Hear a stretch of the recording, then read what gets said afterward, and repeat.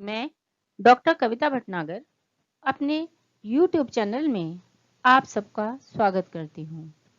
इससे पहली वीडियो में हमने समांतर माध्य पद विचलन रीति स्टेप डिवीजन मेथड के माध्यम से सीखा था।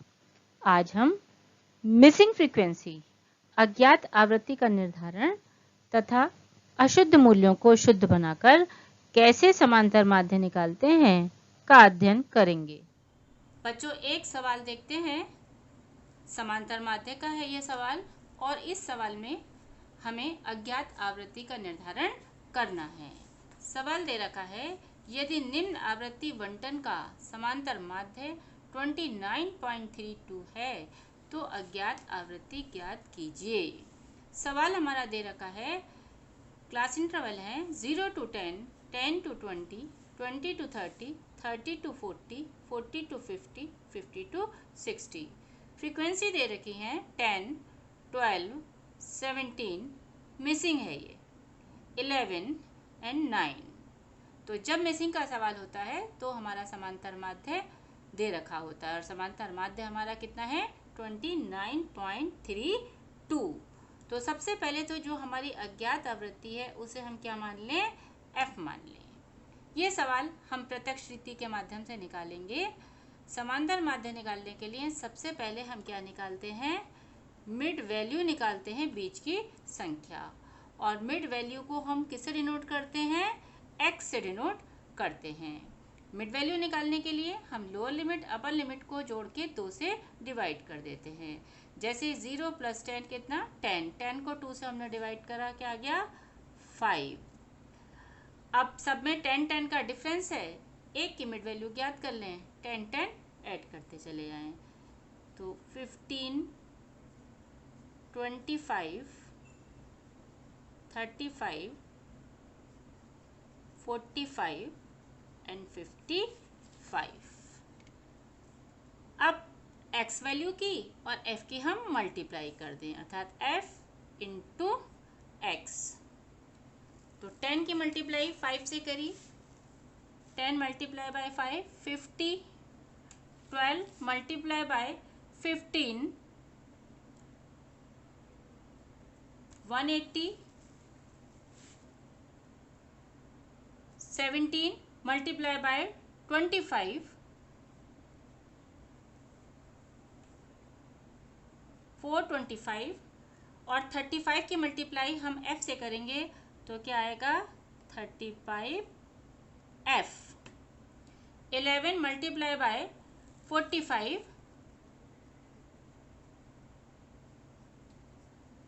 495 और 9 मल्टीप्लाई बाय 55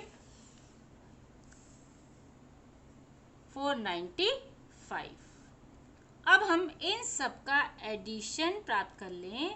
इन सब का addition sigma F X is equal to add कर लें हम।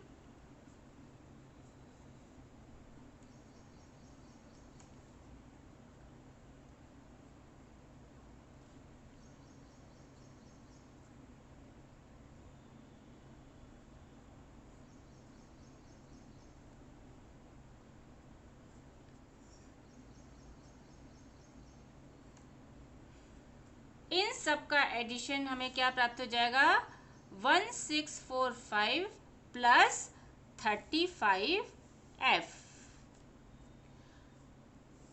फ्रीक्वेंसी का टोटल कर लें। फ्रीक्वेंसी का टोटल हमारा क्या कहलाया, n। n is equal to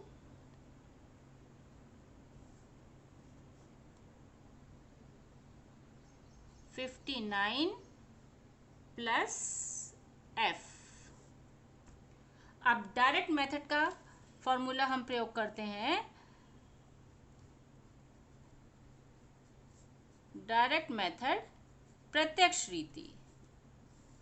प्रत्यक्ष रीति का हमारा फॉर्मूला है x bar is equal to sigma F X upon n।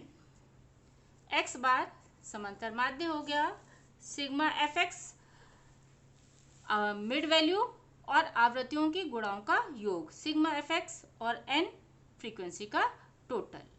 तो जैसे कि इस सवाल में समांतर माध्य दे रखा है कितना 29.32 is equal to sigma F X है हमारा 1645 प्लस 35 एफ अपॉन एन दे रखा है हमारा 59 प्लस एफ।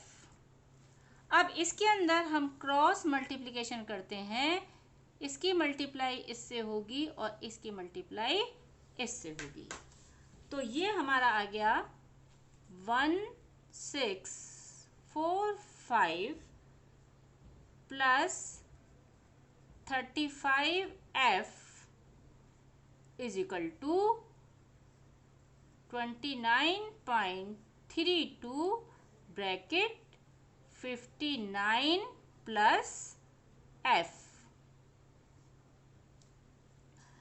अब हम इसको सॉल्व करेंगे तो ये हमारा आएगा 1645 plus 35f is equal to 29.32 की मल्टीप्लाई हम 59 से करेंगे तो आएगा 1729.88 प्लस अब 29.32 की मल्टीप्लाई हम f से भी करेंगे तो आ जाएगा 29.32f।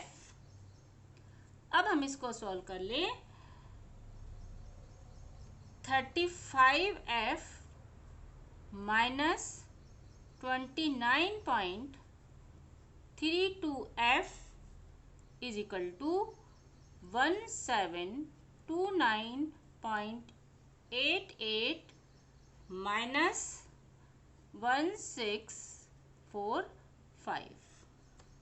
अब 35f में से 29.32f हम माइनस करेंगे तो आ जाएगा हमारा 5.68f इज इक्वल टू 1729.88 में से 1645 माइनस करेंगे तो आएगा 84.88। अब f is equal to 84.88 upon 5.68, decimal से डेसिमल कट गया। अब 8488 को हम 568 से डिवाइड करेंगे तो आ जाएगा 14.94 और जिसको कि हम क्या कहेंगे से 15 अर्थात f इज इक्वल टू 15। बच्चों समांतर माध्य का एक सवाल और देखते हैं। सवाल दे रखा है निम्न सारणी 100 छात्रों के प्राप्त अंकों के आवृत्ति वितरण को दर्शाती है। मार्क्स दे रखे हैं 5 to 10, 10 to 15, 15 to 20, 20 to 25, 25 to 30, 30 to 35, 35 to 40, 40 to 45। Number of students they रखे हैं जिसे हम F से डिनोट करते हैं 1, 8, 18, 36, 20, 10, 7, 0। संवीक्षण अर्थात स्क्रूटनी के बाद सारणियन संबंधी निम्न अशुद्धियों का पता चला। स्टूडेंट थे A, B, C, D, E, F। अब स्टूडेंट A के करेक्ट मार्क्स 41 थे लेकिन मार्क्स एंट्री हो गई मार्क्स की 36। बी स्टूडेंट के 23 मार्क्स थे लेकिन गलती से 28 मार्क्स की एंट्री हो गई। सी स्टूडेंट के 36 मार्क्स थे लेकिन गलती से एंट्री मार्क्स 34 हो गए। डी स्टूडेंट के करेक्ट मार्क्स 16 थे, एंट्री मार्क्स 6 हो गए। ई स्टूडेंट के करेक्ट मार्क्स 33 थे लेकिन एंट्री मार्क्स 17 हो गए। एफ स्टूडेंट के करेक्ट मार्क्स 21 थे लेकिन एंट्री मार्क्स 26 थी। आवृत्ति श्रेणी को संशोधित कीजिए और समांतर माध्य का परिगणन कीजिए। तो संशोधित आवृत्ति वितरण में हम समांतर माध्य निकालते हैं। इसके लिए हम क्या करेंगे कि जो सही, इसको हम जो सही मार्क्स हैं उसे हम वर्गांतर में देखेंगे कि किस वर्गांतर के अंतर्गत आ रहा है। तो जिस वर्गांतर के अंतर्गत आ रहा है उसमें हम 1 प्लस कर देंगे, और एंट्री मार्क्स जिस वर्गांतर के अंतर ये मार्क्स एंट्री हो गई इन मार्क्स की, उसमें से हम -1 कर देंगे। जैसे कि हम देखें कि 41 है, 41 हमारा किस में आएगा, 40 to 45 में। तो यानी कि यहाँ हम क्या कर दें, +1 कर दें। लेकिन एंट्री मार्क्स कितने थे, 36, 36 किस में आ रहा है, 35 to 40 में। यहाँ हम क्या कर दें, -1। इसी प्रकार से बी स्टूडेंट के 23 मार्क्स थे, 23 किस में आएगा, 20 to 25 में। तो यहाँ तो हम कर दें +1, लेकिन एंट्री मार्क्स कितने हैं, 28, 28 किस में आएगा, 25 to 30 में। तो यहाँ हम कर दें -1। अब सी स्टूडेंट के करेक्ट मार्क्स थे 36, 36 हमारा किसके अंदर आएगा, 35 to 40 में। तो यहाँ हम कर दें +1, लेकिन एंट्री मार्क्स हमारे कितने थे, 34, 34 हमारा किस में आएगा, 30 to 35 में। यहाँ हम -1 कर दें। डी स्टूडेंट के करेक्ट मार्क्स 16 थे, तो 16 हमारा किस में आएगा, 15 to 20 में। तो यहाँ हम +1 कर दें, लेकिन एंट्री मार्क्स कितने हैं, 6, तो यहाँ ये किस में आएगा, 5 to 10 में। यहाँ हम क्या कर दें, -1। ई स्टूडेंट के करेक्ट मार्क्स कितने थे, 33, 33 हमारा किस में आएगा, 30 to 35 में। तो यहाँ हम +1 कर दें, लेकिन एंट्री मार्क्स कितने हैं, 17, 17 हमारा किस में आएगा, 15 to 20 में। तो यहाँ हम -1 कर दें। अब एफ स्टूडेंट के करेक्ट मार्क्स कितने थे, 21, 21 किस में आएंगे, 20 to 25 में। यहाँ हमने +1 कर दिया। एंट्री मार्क्स हमारे कितने हो गए, 26, अब 26 हमारा किस में आएगा, 25 to 30 में। तो यहाँ हम क्या कर दें, -1 कर दें। तो इस प्रकार से हमने आवृत्तियों का समायोजन किया। अब आवृत्तियों के समायोजन के बाद हम क्या निकाल लें, सही आवृत्ति, करेक्ट फ्रीक्वेंसी, सही आवृत्ति। अब 1 है और 1 ही माइनस हमने कर दिया, तो क्या आ गया आपका 0। यहाँ हमें कुछ भी नहीं करना पड़ा, इसकी आवृत्ति 80 रहेगी। अब ये 1 प्लस हुआ, 1 माइनस हुआ, तो इसकी आवृत्ति भी हमारी कितनी रहेगी, 18 रहेगी। अब ये 36 है, इसमें +1 यानी कि ये कितने हो गए, 38। अब ये 20 है, यहाँ -1 अर्थात -2, तो 20 - 2 कितना आ गया आपका, 18। अब ये 10 है, इसमें 1 माइनस किया, 1 प्लस किया, तो इसकी आवृत्ति कितनी रही, 10। अब यहाँ भी हमने 1 प्लस किया और 1 ही माइनस किया, तो इसकी आवृत्ति भी हमारी क्या रहेगी, 7। और इसमें 0 है, इसमें हमारा +1 हुआ, तो इसकी आवृत्ति हमारी कितनी आ जाएगी, 1 आ जाएगी। अब इसका टोटल कर लें। टोटल हमारा आता है 100, और इसका टोटल भी हमारा कितना है, 100। तो n = हमने देखा कि एडजस्टमेंट के बाद भी हमारा n उतना ही रहा।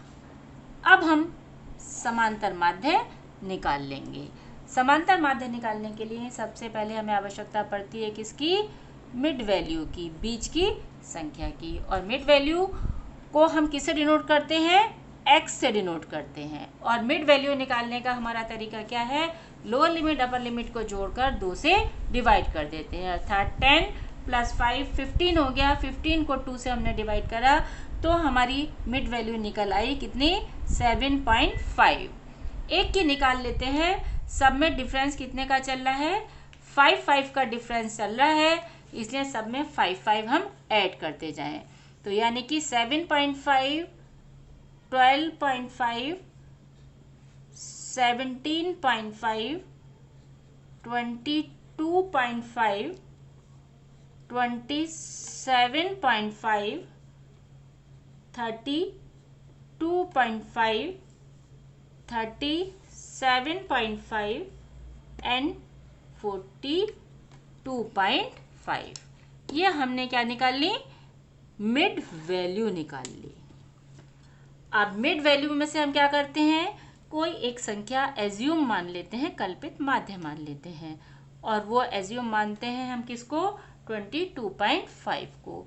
तो यहाँ लिखेंगे a is equal to 22.5 x minus a बराबर dx, अर्थात x में से a को हम माइनस करेंगे। तो 7.5 x हमारा कितना है? 7.5 माइनस 22.5 कितना आ जाएगा? माइनस के 15। 12.5 माइनस 22.5 माइनस के 10। 17.5 माइनस 22.5 तो कितना आ गया? माइनस के 5। अब 22.5 माइनस 22.5 0। 27.5 में से 22.5 हमने माइनस कर दिया तो कितना आ गया? प्लस के 5। 32.5 में से 22.5 माइनस करा, कितना आ गया? प्लस के 10। और 37.5 में से 22.5 माइनस करा, कितना आ गया? प्लस के 15। और 42.5 में से 22.5 माइनस करा तो कितना आ गया? प्लस के 20। अब हम निकालेंगे डी, स्टेप डेविएशन से निकाल रहे हैं तो इसलिए हम इसे आई से और डिवाइड कर दें। जो हमारे डेविएशन है, आई हमारा कितने का चल रहा है? 5 का चल रहा है। तो 5 से जब हम डिवाइड करेंगे तो क्या आ गया आपका? 5 3 जा 15 माइनस के 5 2 जा माइनस के 2 और 5 1 जा माइनस के 1। इसी प्रकार से आई से इसको भी हम डिवाइड कर दें तो क्या आ गया? 5 1 जा 5, 5 2 जा 10, 5 3 जा 15 और 5 4 जा 20। तो ये हमें क्या प्राप्त हो गया? d डैश x प्राप्त हो गया। अब हम d डैश x की और आवृत्तियों की मल्टीप्लाई कर दें तो क्या प्राप्त हो जाएगा? f d डैश x, अर्थात 0 मल्टीप्लाई बाय माइनस के 3 0, 8 मल्टीप्लाई बाय माइनस के 2 माइनस के 16, 18 मल्टीप्लाई बाय माइनस के 1 माइनस का 18, 38 मल्टीप्लाई 0 कितना आ गया? 0, 18 मल्टीप्लाई बाय प्लस के 1 तो 18, 10 मल्टीप्लाई बाय प्लस के 2 प्लस के 20, 7 मल्टीप्लाई बाय प्लस के 3 कितना आ गया? 21 और 1 मल्टीप्लाई बाय 4 कितना आ गया? 4। इन सब का addition sigma F D dash X is equal to, minus की संख्याएं हमारी आती हैं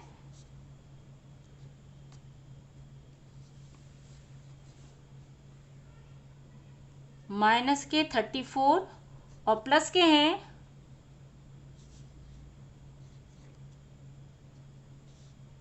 प्लस के हैं 63। तो कितना आया आपका? प्लस के 29। अब बच्चों स्टेप डिवीजन मेथड का हम फॉर्मूला लिखते हैं। हमारा फॉर्मूला है, यहां लिखते हैं हम पद विचलन रीति। स्टेप डिवीजन मेथड, इसका हमारा फॉर्मूला है x bar is equal to a plus sigma F D dash X upon n into I. क्योंकि हम यहाँ i से डिवाइड करते हैं तो बाद में i से मल्टीप्लाई कर देते हैं। x बार समांतर माध्य हो गया, a एज्यूम हो गया, कल्पित माध्य हो गया, sigma F D dash x assume से लिए गए डिविजन्स और आवृत्तियों की गुणाओं का योग, sigma F D dash X upon n frequency का टोटल, और i इंटरवल हो गया, वर्ग विस्तार हो गया। तो a हमारा कितना था? 22.5 plus sigma F D dash x हमारा कितना है? प्लस के 29, n हमारा है 100 इंटू i हमारा कितना दे रखा है 5 का, तो 22.5 प्लस 29 की 5 से हमने मल्टीप्लाई कर दी तो कितना आ गया 145। ये भी हमारे कहाँ क्या है प्लस के आए, अपॉन n है 100। अब 100 से 145 को डिवाइड कर देंगे जो आएगा 22.5 में ऐड कर देंगे, तो ये हमारा आ गया 22.5 प्लस 145 को इससे डिवाइड करा 100 से तो आ गया 1.45, तो x bar is equal to 23.95 answer.